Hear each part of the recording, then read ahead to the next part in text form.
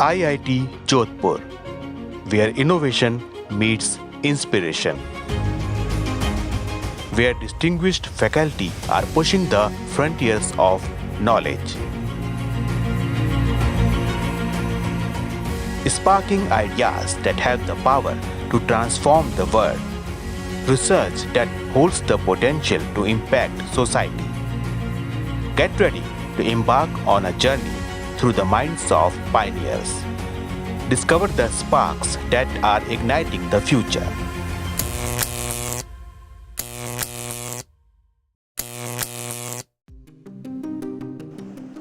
Organic synthesis और catalysis एक molecule बनाने और उसे मॉडिफाई करने की कला का प्रतिनिधित्व करता है, जो केमिकल, फार्मास्यूटिकल और एग्रोकेमिकल इंडस्ट्रीज का आधार है। ये सामाजिक चुनौतियों जैसे खाद्य, ऊर्जा, स्वास्थ्य और दवाइयों के विषय में महत्वपूर्ण भूमिका निभाता है। तो सवाल ये है कि क्या हम नए मॉलिक्यूल्स के आविष्कार के लिए पर्यावरण अनुकूल मेथड्स को प्रभावित रूप से इनोवेट कर सकते हैं? क्या ये मेथड्स हमारी इच्छा के अनुसार नियंत्रित और सिलेक्टिव हो सकते हैं? नमस्कार, मैं doctor Sandeep Murarka, associate professor और IIT जोधपुर के केमिस्ट्री विभाग का प्रमुख। हमारी CH फंक्शनलाइजेशन और फोटो रिडॉक्स कैटालिसिस लैबोरेटरी प्रमुख रूप से सस्टेनेबल सिंथेटिक मेथड्स विकसित करने पर केंद्रित है, ताकि दवाइयों के महत्वपूर्ण मॉलिक्यूल्स तक पहुंच को आसान बनाया जा सके। हमारे लैब के रिसर्च के 3 प्रमुख क्षेत्र हैं। अब हम बात करते हैं अपने पहले रिसर्च के बारे में, जो है ड्रग डिस्कवरी के लिए मल्टी कंपोनेंट रिएक्शंस। WHO के अनुसार कैंसर मानव मृत्यु का एक प्रमुख कारण है। ये कोशिका विभाजन के अनियंत्रित रूप से बढ़ने के कारण होता है, जिसमें माइटोटिक मशीनरी शामिल होती है, जो माइक्रोट्यूब्यूल्स को शामिल करती है। कोशिका विभाजन के दौरान माइक्रोट्यूब्यूल्स का पॉलीमराइजेशन और डीपॉलीमराइजेशन होता है, और इसको निशाना बनाते हुए कैंसर रोधी दवाइयों का उपयोग एक सफल रणनीति के रूप में किया गया है। क्योंकि कुछ कैंसर मौजूदा दवाइयों के प्रति प्रतिरोधक क्षमता विकसित कर लेते हैं, इसलिए नए रासायनिक प्रकार विकसित करने की आवश्यकता है। इस संदर्भ में डाइथायोकार्बामेट्स एक बढ़ोतरी प्रदान करते हैं, क्योंकि ये जीवन विज्ञान से जुड़े होते हैं। हालांकि इन्हें कैंसर रोधी एजेंट्स के रूप में पर्याप्त रूप से खोजा नहीं गया है, इसलिए हमने अनुमान लगाया कि डाइथायोकार्बामेट्स के इर्द गिर्द मॉलिक्यूलर इंजीनियरिंग से नए रासायनिक ढांचों का विकास हो सकता है, जो कैंसर रोधी चिकित्सा में फायदेमंद हो सकता है।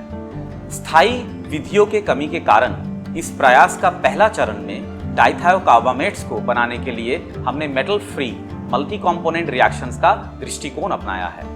हमने एसराइल डाइथायोकार्बामेट को मल्टी कंपोनेंट रिएक्शन के द्वारा आसानी से बनाने के लिए डाइएराइल आयोडोनियम ट्रिफ्लेट्स, अमीन्स और कार्बन डाइसल्फाइड का उपयोग किया।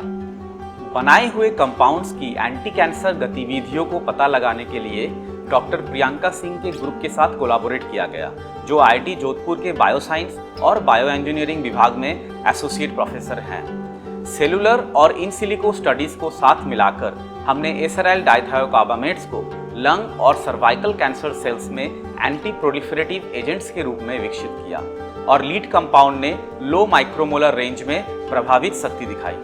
मैकेनिस्टिक इन्वेस्टिगेशन के माध्यम से हमने इनका कैंसर सेल्स में माइक्रोट्यूब्यूल टारगेटिंग एजेंट्स के रूप में किरदार स्थापित किया।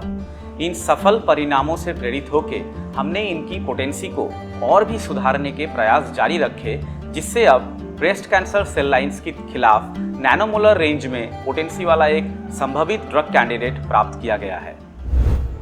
हमारे लैब में चल रही दूसरी रिसर्च है बायोलॉजिकली रेलेवेंट कंपाउंड्स की तरफ कैस्केड एनुलेशंस। FDA द्वारा मंजूर की गई अधिकांश दवाइयों में कम से कम एक नाइट्रोजन एटम या फिर नाइट्रोजन हेट्रोसाइकिल शामिल होते हैं। इसलिए ऐसे ड्रग लाइक नाइट्रोजन हेट्रोसाइकिल्स का कुशल निर्माण अत्यंत महत्वपूर्ण है।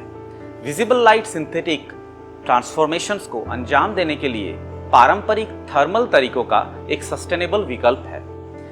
इसके अनुसार हमारे रिसर्च ग्रुप कई प्रकार के visible light induced complexity enhancing radical cascade annulations विकसित कर रहा है, जो विभिन्न नाइट्रोजन हेट्रोसाइकिल्स के संश्लेषण को संभावित बनाता है।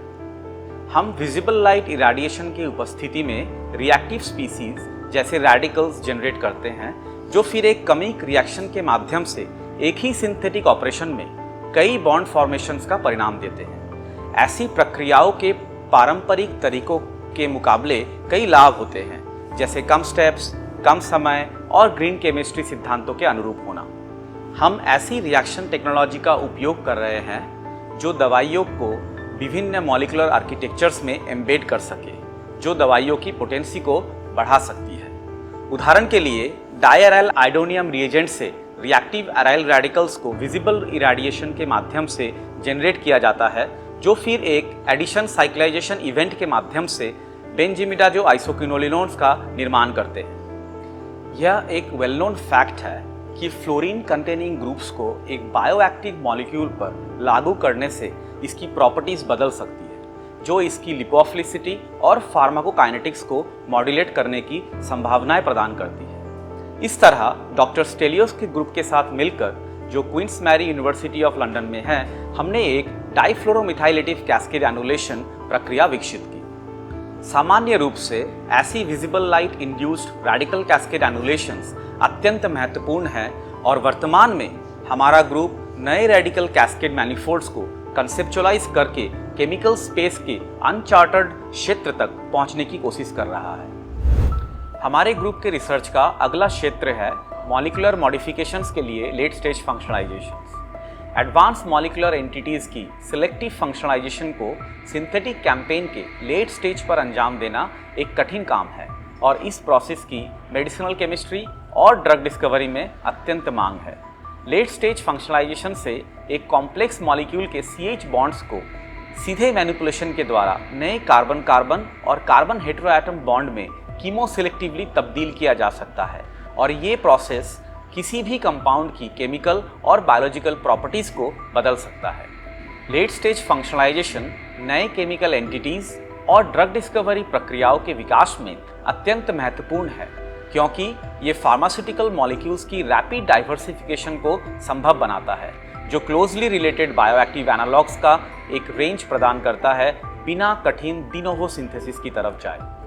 हमारे लैब में हमने कई लेट स्टेज अल्किलेशन और एरिलेशन रिएक्शन टेक्नोलॉजीज विकसित की हैं, जो नए बायोएक्टिव एनालॉग्स तक पहुंचने और ड्रग मॉलिक्यूल्स की रैपिड डाइवर्सिफिकेशन को संभव बनाती है।